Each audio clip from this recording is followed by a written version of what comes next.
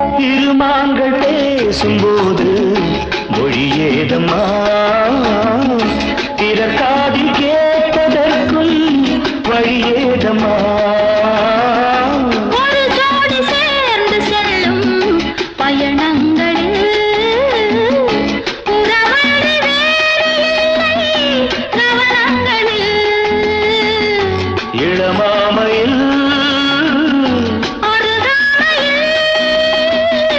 வந்தாடும் வேளை இன்பம் கோடி என்று அனுபவம் சொல்லவில்லையோ தம்மா கரவாட்டு கூட முன்னாடி போ என் மன்னவன் காதலன் என்னை பார்த்ததும் ஓராயிரம்